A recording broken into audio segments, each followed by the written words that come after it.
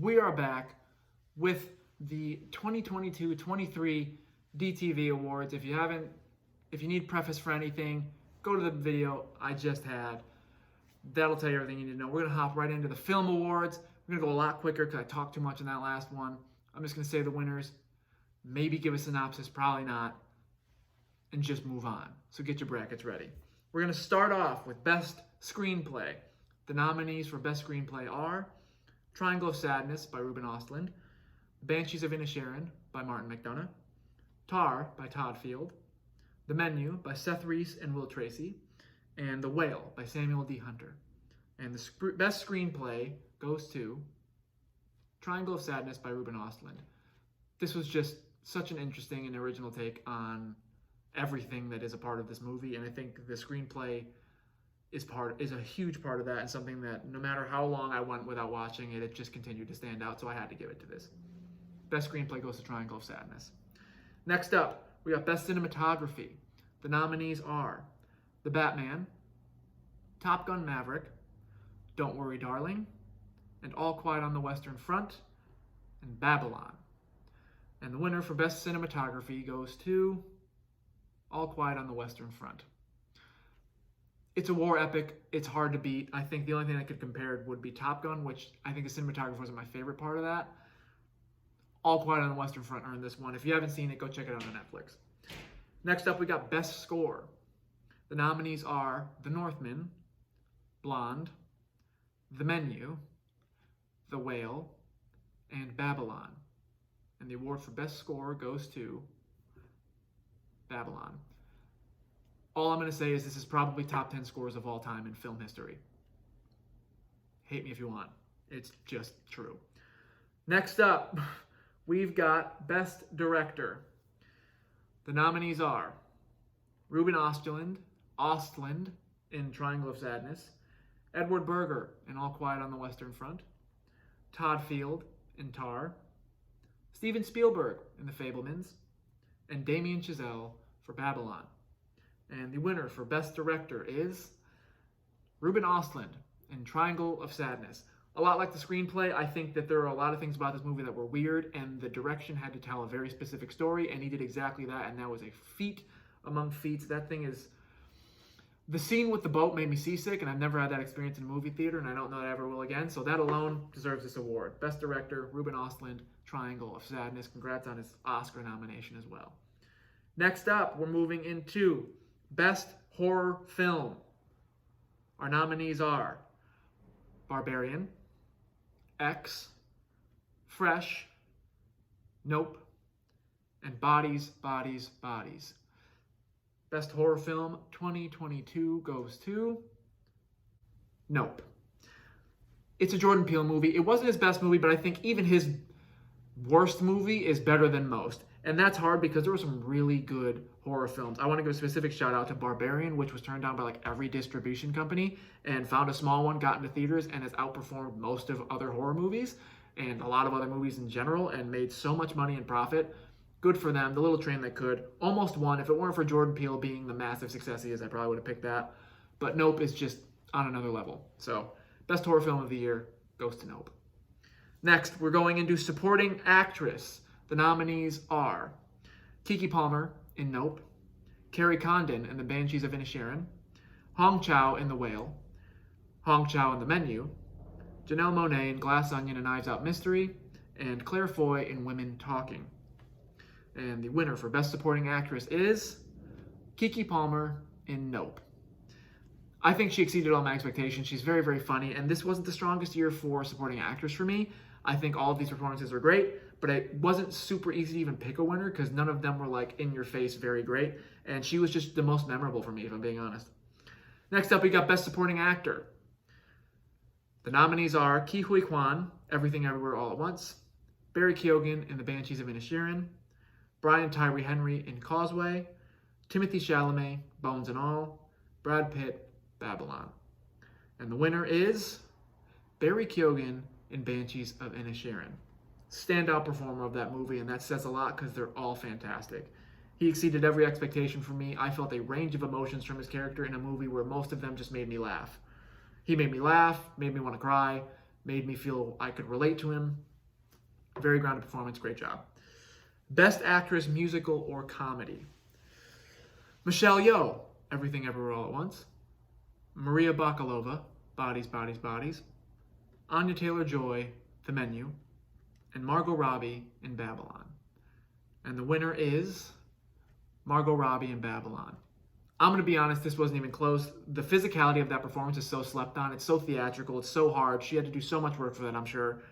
Michelle Yeoh was great, but no one in this category should be touching Margot Robbie. It's one of her top 3 performances of her career, in my opinion. She wins Best Actress, Musical or Comedy. Best Actor, Musical or Comedy. Brad Pitt, Bullet Train.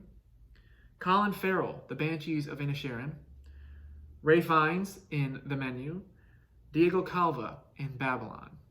And the winner for Best Actor, Musical or Comedy is Ray Fiennes in The Menu.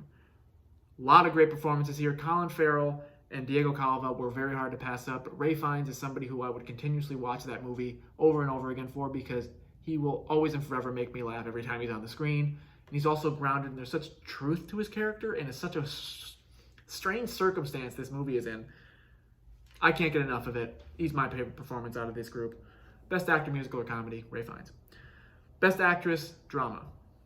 Florence Pugh, Don't Worry, Darling. Ana de Armas, Blonde. Cate Blanchett in Tar. Michelle Williams, The Fabelmans. And Taylor Russell in Bones and All. And the winner for Best Actress Drama is Cate Blanchett in Tar. This was probably the best performance of the year as far as actress goes. Possibly the best performance of her career. Nothing was touching this. She's probably going to win every award. Fantastic. If you haven't seen Tar, go see it.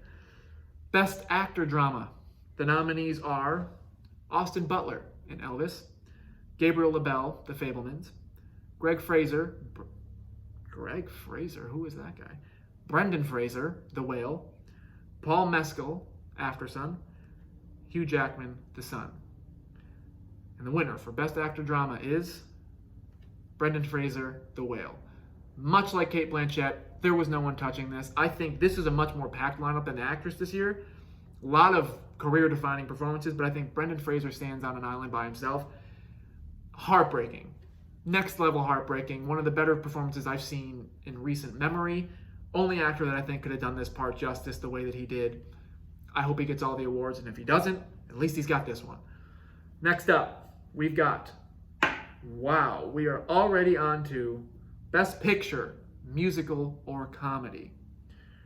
The nominees are Everything Everywhere All at Once, Bullet Train, Triangle of Sadness, The Banshees of Inisherin, The Menu, and Babylon. This is a packed. This was so hard to choose. I will say that before. But the winner for Best Picture, Musical or Comedy is Triangle of Sadness. I thought I was going to pick Babylon for like months before this came up because it was just fresher. It just kept growing on me. But when I sat down with this, I just realized that Triangle of Sadness is a movie I'm going to be talking about for years, as I will with Babylon. But I'm going to be talking about Damien Chazelle in general for the rest of my life. Triangle of Sadness is the kind of movie that I don't think I'll ever see again, and I really appreciate that. I wanted to give it everything I could here. It is just outrageously funny and tells such a true story about class and situational things, and it's just, I couldn't give away anything if I wanted to. It's such a strange movie, but I love it. Everything about it, I love it. Please, please, please go check it out. Next up, and final category for the entire awards, Best Picture Drama. The nominees are All Quiet on the Western Front, The Fabelmans, The Whale, Bones and All, and Aftersun. And the winner for Best Picture Drama 2022 is Aftersun. I don't know if people are going to be surprised by this or not.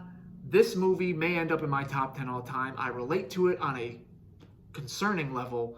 It is something that I think anybody who grew up around addiction, depression, or anything of that nature, it's so grounded, so small, so personal that you feel like you've lived it, even if you haven't. That's my experience, at least. I think the performances are so underrated. I think they had to be so specific with casting to make this work. The score is even great. It didn't make my list, but it's great. The writing is great. Everything about it is just, I will watch this movie over and over again no matter how sad it makes me, because it's just so well made. And I love that it's not super hyped up. Everything about, go watch Aftersun if you haven't. Please. It is a 5 out of 5 easily. I thank you for watching this if you have. I'm sitting with you if you're watching this live with me right now, obviously. And I will tell you once this video ends who the winner is. And if it's not somebody in the room, that's going to be awkward. But the person that does win will be getting a text or email from me. Hopefully we'll be growing even more every year. We'll be back next year with another awards. And maybe we'll change it up even more then. Again, I can't thank you enough for indulging me in this absolutely unmerited, unwarranted, and not justified thing that I do. But I really enjoy it. I enjoy that other people support me in it. I enjoy that other people might enjoy it as well. And that's it for this. That's it for this year. Appreciate all of you. DTV Awards 2022, 2023 kind of. Back at you again next year. Thanks for watching.